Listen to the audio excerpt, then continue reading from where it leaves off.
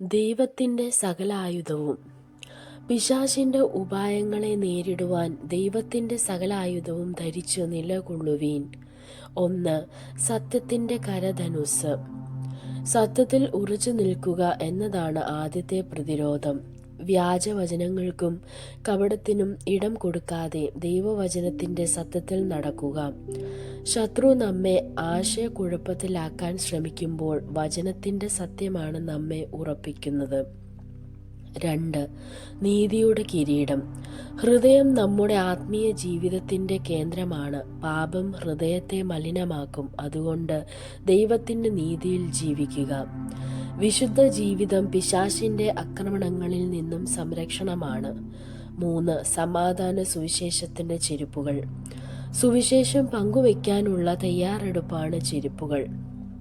നടക്കുമ്പോൾ ചെരുപ്പ് കാലിനെ സംരക്ഷിക്കുന്നത് പോലെ സുവിശേഷം നമ്മെ വഴിയിലുണ്ടാകുന്ന ആത്മീയ മുറിവുകളിൽ നിന്നും സംരക്ഷിക്കും. എവിടെയായാലും ക്രിസ്തുവിൻ്റെ സമാധാനം എത്തിക്കുക. 4. വിശ്വാസത്തിൻ്റെ പരിച. പരിച അമ്പുകൾ തടയുന്നതുപോലെ വിശ്വാസം ശത്രുവിൻ്റെ ആക്രമണങ്ങളെ തടയും. സംശയങ്ങൾ, ഭയം, നിരാശ ഇവയെല്ലാം വിശ്വാസം കൊണ്ട് തോൽപ്പിക്കുന്നത്.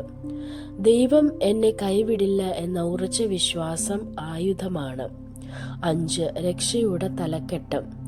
തലക്കെട്ട് തല സംരക്ഷിക്കുന്നത് പോലെ രക്ഷയുടെ ഉറപ്പ് നമ്മുടെ ചിന്തകളെ സംരക്ഷിക്കുന്നു. ശത്രു നമ്മെ കുറ്റബോധത്തിലാക്കാനും സംശയം വിതയ്ക്കാനും ശ്രമിക്കും. പക്ഷേ ക്രിസ്തുവിലുള്ള രക്ഷയുടെ ഉറപ്പ് മനസ്സിനെ ഉറപ്പിക്കുന്നു. 6. ആത്മാവിൻ്റെ വാൾ. വാൾ ആക്രമണത്തിനായാണ്. ദൈവവചനമാണ് നമ്മുടെ ആത്മീയ യുദ്ധത്തിലെ ഏക ആക്രമണായുധം. യേശു പോലും മരുഭൂമിയിൽ സാത്താനെ വചനത്തിലൂടെയാണ് തോൽപ്പിച്ചത്.